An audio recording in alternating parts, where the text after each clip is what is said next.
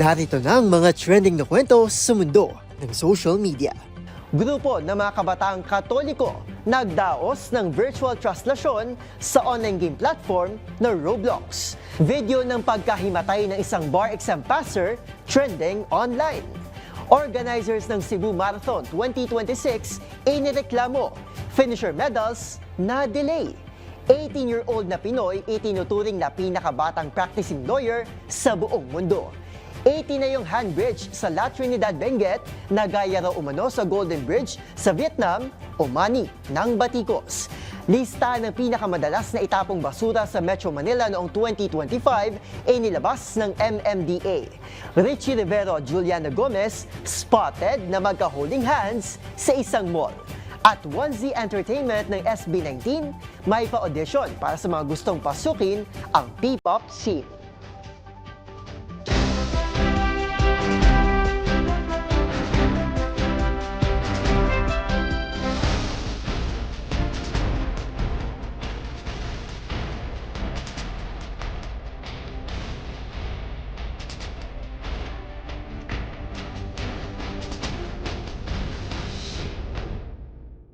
Iba't ibang mga nagba-viral na kwento na naman ang ating pag-uusapan.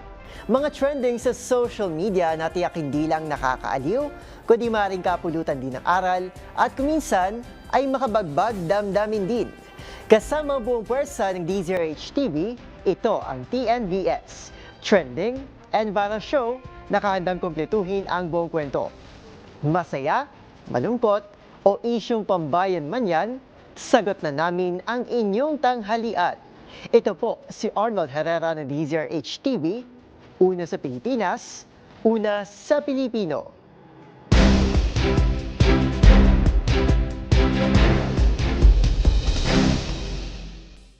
Para sa ating unang trending story ngayong tanghali, habang idinadaos ang ngayoy kinikilala bilang pinakamatagal na translasyon sa kasaysayan ng Pilipinas, maraming nakaabang sa kani-kanilang radyo, telebisyon at lalo na online para makibahagi sa taunang tradisyon.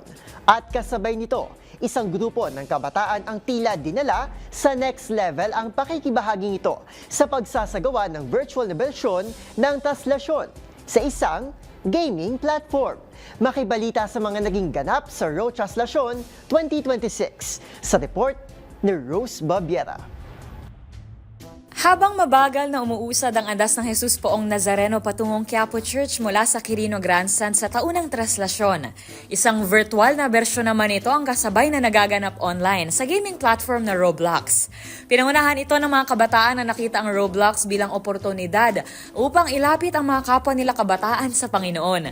Ang Katolikong kabataan sa Roblox at Roblox Filipino Catholics ay nagsasagawa ng mga simulation ng mga aktibidad ng simbahang Katoliko sa naturang gaming platform. Isa na nga riyan ang translasyon ng Poong Nazareno. Makikita sa mga larawan ng tinawag na raw translasyon na kuhang-kuha ang imahe ng poon na sakay ng andas. Gayon din ang mga kasuotan ng mga ihos at ilang mga deboto. Ang isa pang grupo ang Catholic Roblox Community Group na isinagawa naman ang Roblox translasyon sa ika-10 ng Enero. May bagong feature pa na inilabas. Mayroon na anilang lubid na pwedeng hatakin, isabit sa balikat, itali sa bewang o iabot sa iba pang players. Marami naman ang humanga na talagang nakasunod ito sa ruta. Sa tulong ng mga players na mistulang hinahatak ang andas habang ang iba ay nakasunod naman dito. Nagawa rin ng simulation ng ilan pang aktibidad gaya ng pahalik, padungaw at misa sa Quirino at Quiapo Church. Ang ilang nakatatanda, aliw na aliw naman sa bersyon na ito. Isang netizen ang nagbahagi na umattend ang kanyang anak at sinabing natuwa ito dahil marami raw ang dumalo. Napuyat naman ang ilang mommy na sinamahan ng mga anak sa raw translasyon. Ang isang netizen, humanga naman sa paraan ng paghahayag ng pananampalataya ng mga kabataan ngayon na naipapakita na maski online. Ang raw translasyon ay sinimula ng iba't ibang grupo ng mga kabataang Katoliko noong pandemya. Sa kasagsagan ng lockdown, hindi makalabas ang mga tao para isagawa ang mga tradisyon na ito. Kaya naman nakahanap ang mga kabataan ng alternatibong espasyo kung saan nila naihahayag ang pananampalataya at ang kanilang debosyon sa Diyos. Gayunpaman, bagamat accessible at nakakaaliw para sa marami, payo ng mga developer, mainam pa rin na dumalo at makibahagi ang mga kabataan sa church activities sa mismong mga simbahan dahil ang pananampalataya ay dapat sinasabayan ng konkretong aksyon. Para sa DZRH TV, ito si Rose Babiera. Una sa Pilipinas, una sa Pilipino.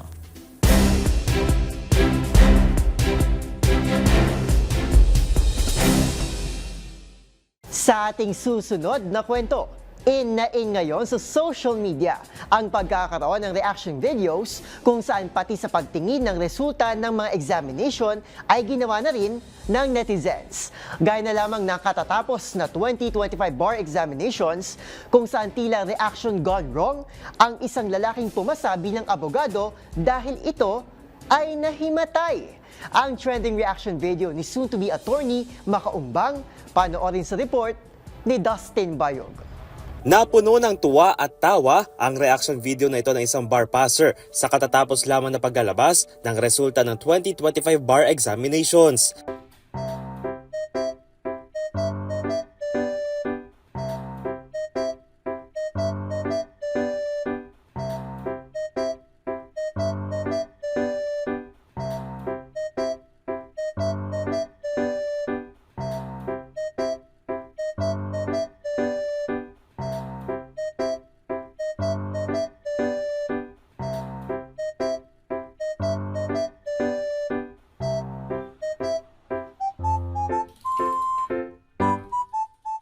Siya ay si soon-to-be attorney Faisal Makaumbang mula sa Pagadian City, Zamboanga City na nakapanayam ng DZRH Digital. Pagbabahagi nito, nung una ay nakala nitong hindi papasa dahil sa pagkaantala ng paglalabas ng resulta.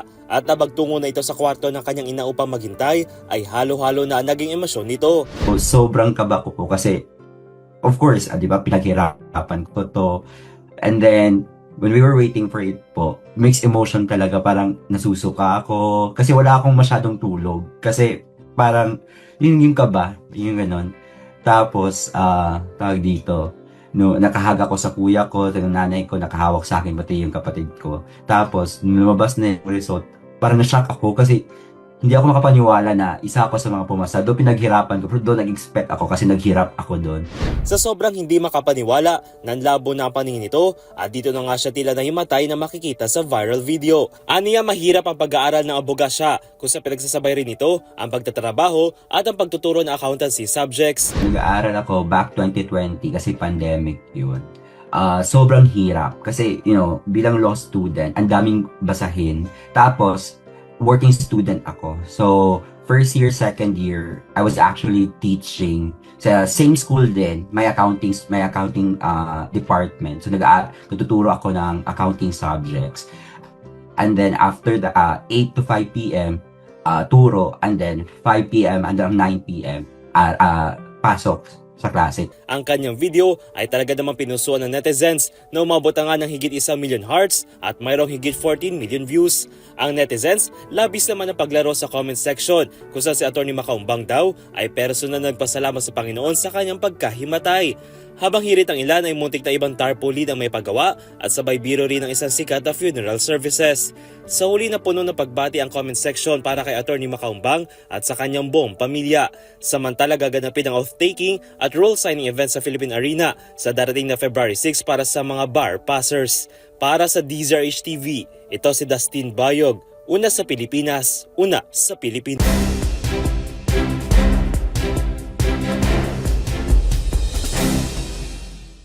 Sa ating sunod na istorya, hindi lang dismayado, kundi na-insulto pang runners na sumali sa nagdaang Cebu Marathon 2026. Ang dapat kasi sanang masaya at memorable experience na bulilyaso ng pagdating nila sa finish line, wala man lang medal na naghihintay para sa kanila. Kung paano ito nangyari, alamin sa aking report.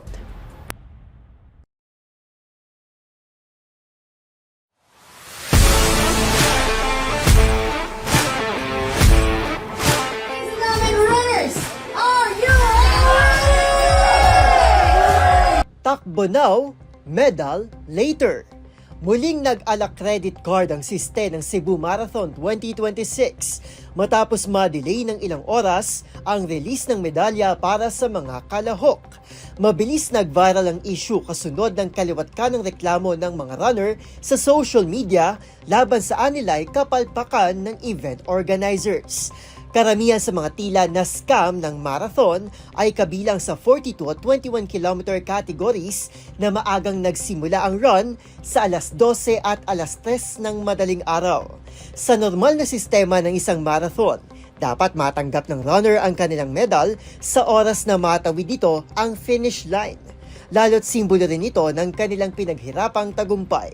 Ayon sa organizers, nakarating lang sa venue ang mga medal bandang 6:51 ng umaga, kung kailan marami ng pagod at nabuburyo sa tagal ng paghihintay. Lalo pa itong nagdulot ng komosyon nang hindi agad maglabas ng anunsyo o abiso man lang ang organizers. Sa isang statement, bagaman inako ng organizers ang pagkukulang, isinaad din itong pagkabigo ng kanilang long-time medal supplier na Suarez Arts na maihatid na maaga ang mga medalya. Naglabas din ng hiwalay na pahayag ang Suarez Arts na humingi ng tawad sa nangyari at tiniyak na ginagawa nilang lahat para maipadala ang natitirang medals sa mga finisher. Hinimok naman ng pamunuan ng marathon ang iba pang mga kalahok na makipag-ugnayan sa kanilang email at website para maipadala sa kanila ang kanilang mga medalya. Para sa DZRH TV, ito si Arnold Herrera. Una sa Pilipinas, una sa Pilipino.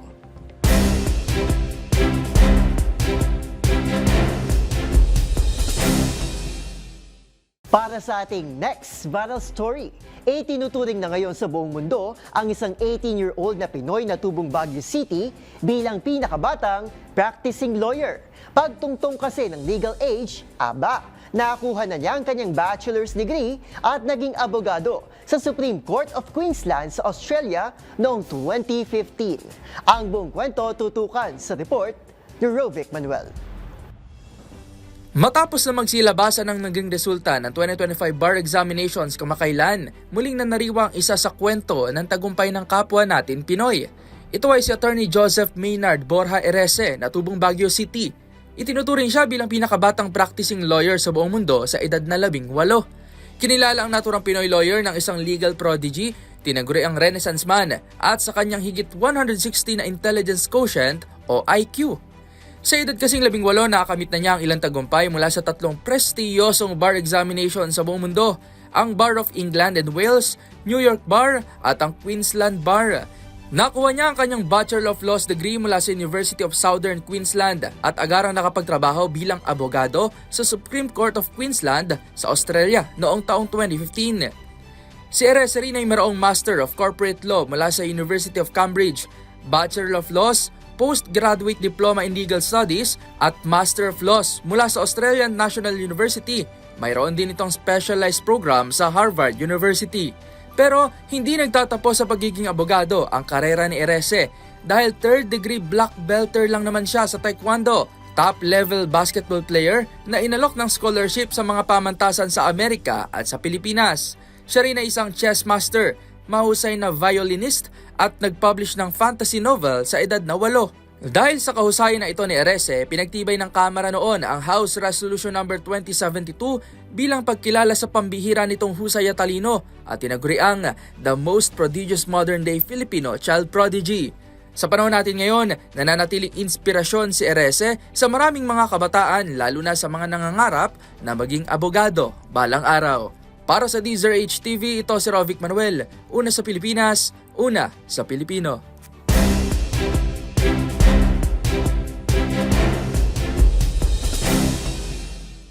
Sa ating sunod na istorya, umani ng batikos online ang isang istrukturang itinayo sa La Trinidad Benguet na di umano ay may kapareho raw sa ibang bansa, kung saan sa unang tingin ay aakalaing tila parang Xerox copy ang handbridge ng nasabing probinsya na makikita rin sa Bana Hills sa Vietnam.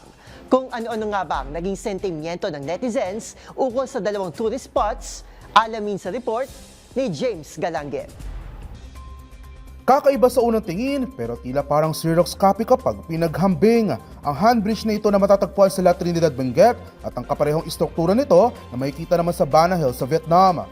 Kaya naman imbis na hangaan ng publiko, ay umani ng samot-saring reaksyon online ukol umano sa panggagaya ng tourist spot sa ibang bansa. Komento nga ng netizen na si Jojo Arista, sana isang viewing deck na lamang ang ginawang Cordilleran structure kaysa gayahin ng nauna raw umanong iconic Golden Bridge ng Vietnam. Habang pabirong hirit naman ng netizen na ito ay parang naka-nail polish pa ang ginawang tulay sa Benguer, bagay na kinaliwan naman ng marami at nagpaabot din ng kani-kanilang sentimiento. Ngunit gayon pa man, una nang nilinaw ng La Trinidad Tourism na hindi government-owned ang naturang atraksyon, pagkus pa may-ari ng isang pribadong sektor na may tuturing din daw na isang tourism initiative. Dagdag pa ng ahensya, hindi pa kasalukuyang rehistradong naturang tulay bilang isang tourist destination ng kanilang probinsya.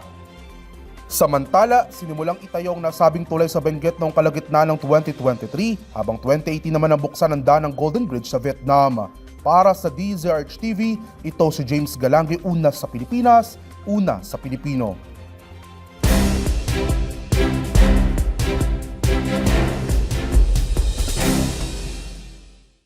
Sa ating susunod na kwento, 2026 na, pero isa pa rin sa nangungunang sakit sa ulo ng mga Pilipino ay ang mga basura. Kaya naman sa hangaring mapanatiling kalinisan sa Kalakhang, Maynila, inilabas ng Metropolitan Manila Development Authority o MMDA ang lista ng mga basurang pinakamadalas mapulot sa mga kalsada at pampublikong lugar noong 2025. Ang mga detalye sa report ni Mili Borja. Inilabas na ng Metropolitan Development Authority o MMDA ang talaan ng 5 uri ng basurang pinakamadalas makuha at makita sa Metro Manila noong taong 2025. Batay ito sa datos ng Health Sanitation Services Coordination and Assistance Division mula sa mga naitalang kaso ng littering sa iba't ibang lugar sa Kalakhang, Maynila.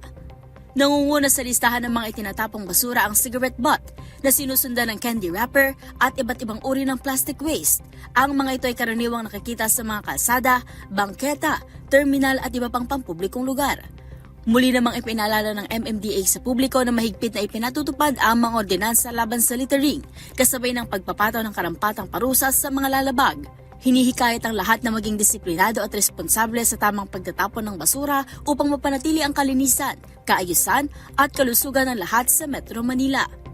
Para sa DZRH TV, ito si Mili Borja, una sa Pilipinas, una sa Pilipino.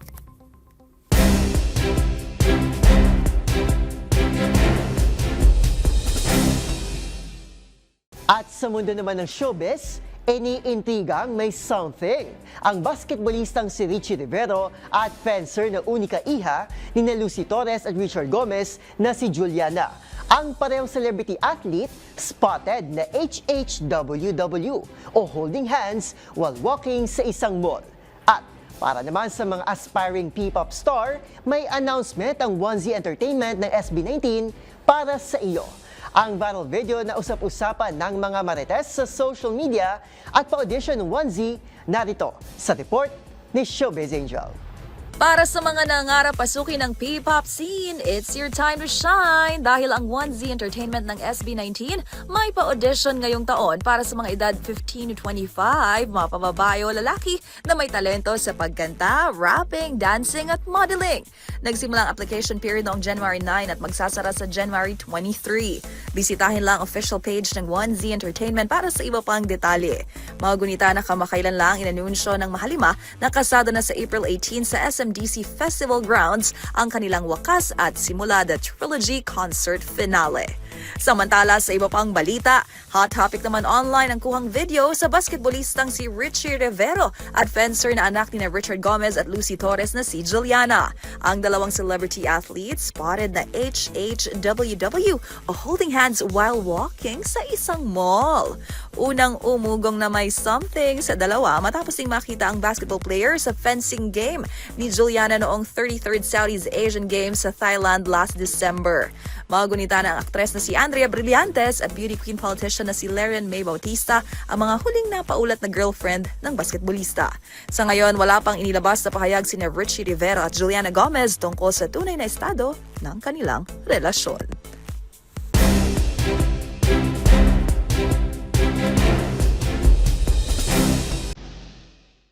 At yan ang mga kwentong kinagiliwan, pinusuan ng gumawa ng ingay sa social media.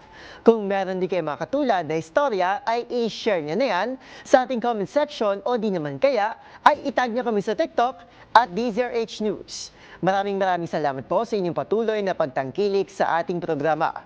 Magkita-kita tayong muli bukas para muling himayin, tuklasin at buuin ang mga detalye para kapag nakita mo ang viral video na may nag-share, ikaw na mismo ang magdaragdag ng mga impormasyong nalaman mo sa TNVS, Trending and Viral Show.